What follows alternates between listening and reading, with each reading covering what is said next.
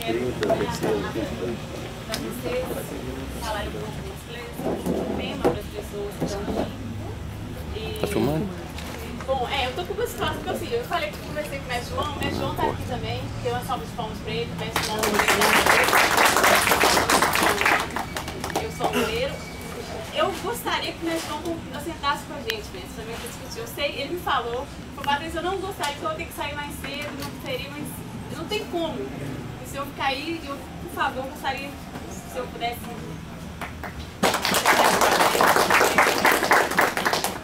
Então, eu vou falar rapidinho sobre como que surgiu a ideia e a questão principal da pesquisa e vou passar para vocês a questão para a gente poder entender um pouco o que originou o livro.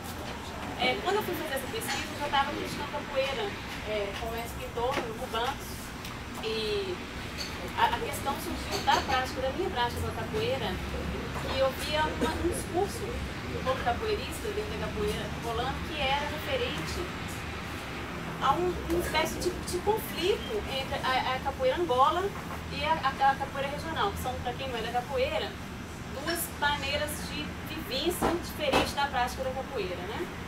Então a capoeira Angola havia um discurso em si dela ser mais ligada às raízes, ser a capoeira mãe mais tradicional e mais negra, em certo sentido, do que a capoeira regional, que seria mais mestiça, mais ligada a questões de mercado, né? Então, assim, eu ficava com aquilo assim, eu queria entender aquilo melhor, mas por que isso? Como que isso acontece? Sendo que a capoeira... Aí eu via dados da capoeira, da Fundação Internacional de Capoeira, dizendo que ela estava em mais de 150 países no mundo. Tanto a capoeira Angola quanto a capoeira regional interagiam nesse mercado global, né? As coisas aconteciam e eu ficava naquela dúvida, por que então isso acontece? Onde está esse fundamento dessa diferença? Então isso me levou a fazer essa pesquisa, buscar os grupos. Aí eu fui, porque a FICA e a BAN, porque eram os grupos que tinham contato com turistas, recebiam pessoas de fora em função da capoeira, né? Pessoas do grupo viajando também em função da capoeira, então tendo contato com esse mercado, com essa dinâmica.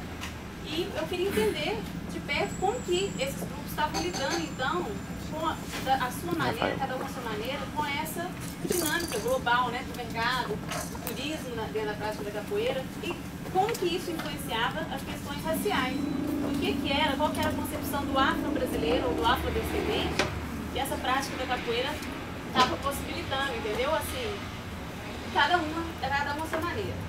E foi isso que me levou a buscar os grupos e fazer a entrevista, a observação das rodas, que resultou o livro, né? Então eu quero passar a palavra agora para os mestres, vou pedir para o mestre Jurandir, mestre Pintor, para a gente tentar falar um pouco, explicar para as pessoas exatamente isso.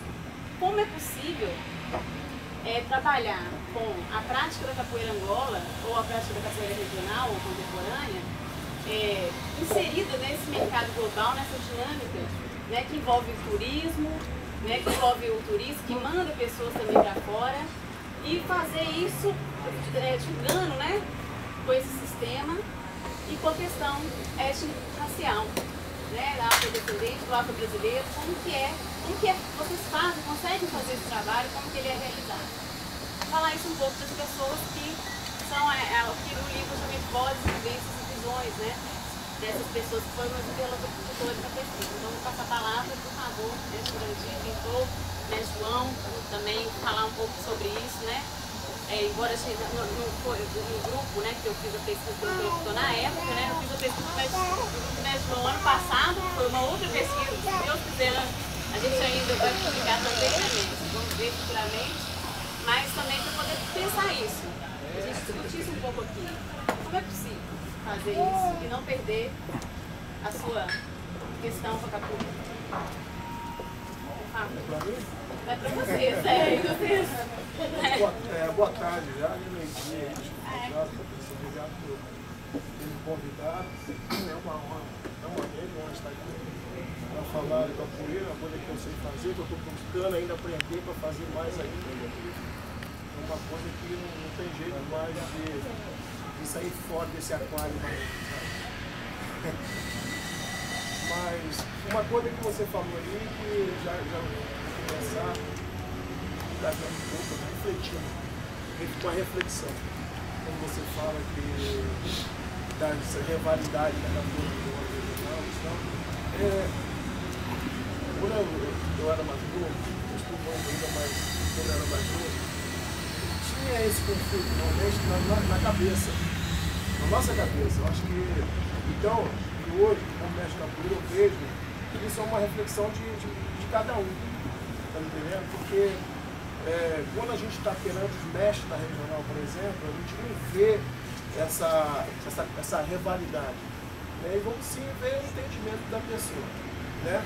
São duas linhas de pensamento e cada um tem todo o direito de seguir o que você acredita, né? Porque antes de eu fazer capoeira, agora eu fiz 4 horas de capoeira no mestre dizendo que era regional. E depois eu fui buscar capoeira na Angola e fui conhecendo realmente a questão mais importante para mim foi a questão histórica, né? Que foi falado para mim, o meu mestre de capoeira na Angola não foi falado pelo meu primeiro mestre, que foi a questão da raiz da capoeira, de onde veio, que até aí era aquela coisa que algumas pessoas sabem, e é falando até hoje, que a capoeira veio dos escravos, no navio tumbê, no navio negreiro, felizes para sempre jogando capoeira, coisa e tal. Nunca tinha assim uma linha assim mais consciente, de pensar uma linha mais consciente que é realmente a história da capoeira, da onde veio, de que origem que veio, né? Ela sempre um conflito entre não só os alunos, mas todas as pessoas, né? E também a gente como perceber que também era uma coisa, tinha questão também racial nisso aí, né?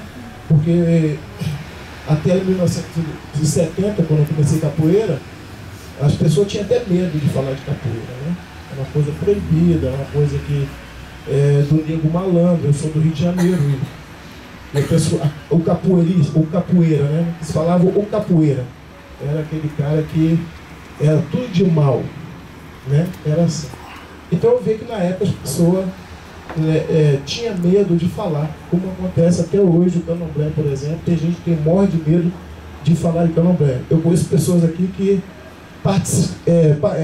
faz parte do candomblé, né?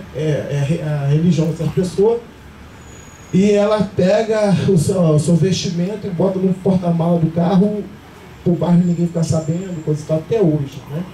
E isso aconteceu com a capoeira, né?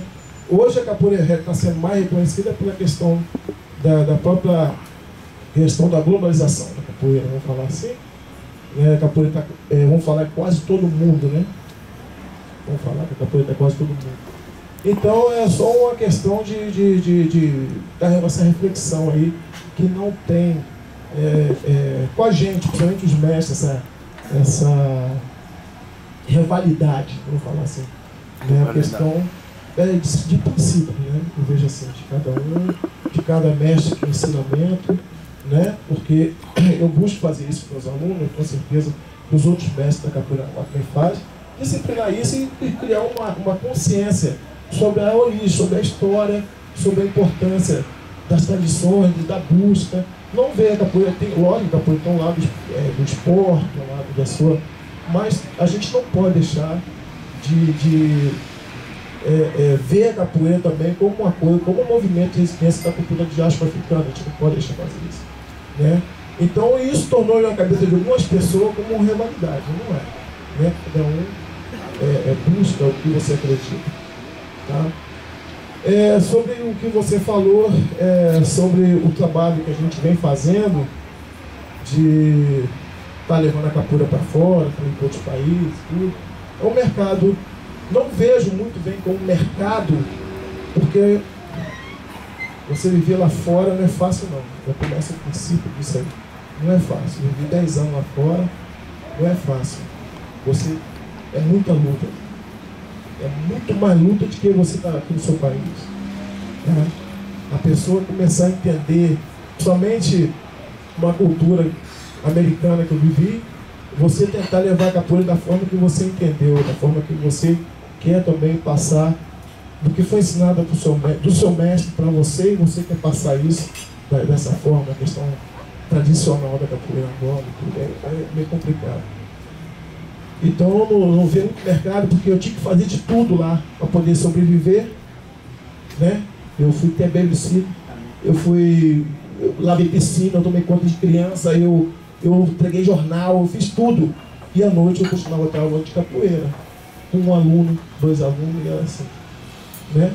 Então eu não via assim como um mercado, eu via realmente como você acreditar no que você quer fazer. Porque descobrimos também, eu digo eu, mestre Cobra Manso, mestre família, descobrimos que infelizmente no Brasil, as coisas, qualquer coisa que você vai fazer, a cultura brasileira, por exemplo, para ser reconhecida no nosso país, tem que estar lá fora, ou tem que ter reconhecimento lá fora. Infelizmente, você, como viu, que a capoeira tomou uma posição, vamos falar assim, né,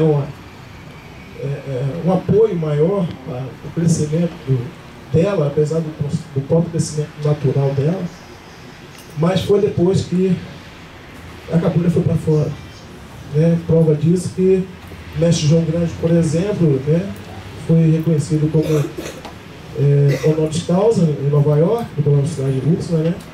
E depois de quase 10 anos que os mestres foram reconhecidos aqui no Brasil, que ninguém se falava disso aqui no Brasil. O mestre da cultura popular tem um reconhecimento, né, pela academia, né? E foi lá de fora, não veio daqui do Brasil, né? Então só estar reparando um pouco isso, questão do mercado, porque eu conheço também, muitos mestres de capoeira que são aqui do Brasil, foi quem está lá, chegou lá e virou lavador de defunto, foi lavar, foi ser pintor, foi ser, né, landscape, sei lá, foi fazer qualquer coisa, mas ele parou de capoeira. Então, porque esse mercado não é um mercado, né? Não é o cara chegar lá, pronto, vou montar um grupo, vou montar uma academia e fazer isso. Não é assim.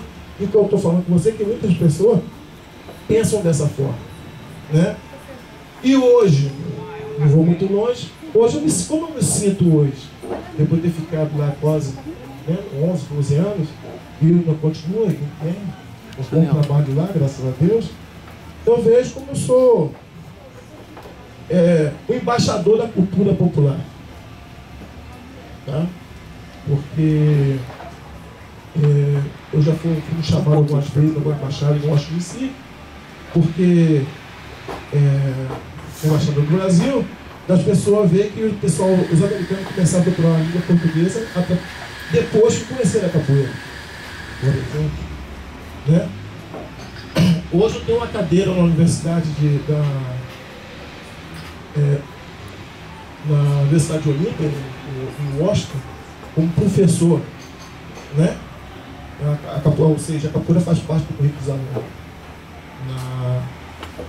na Evergreen College, né? E também na George Washington, DC, né? Tudo bem fruto do trabalho na escola da massa, né? E hoje a gente realmente busca não só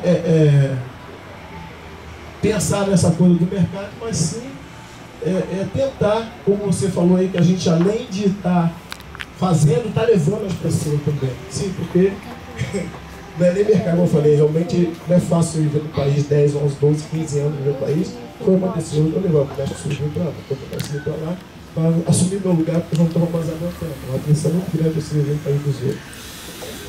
Mas a capoeira está aí, está trabalhando.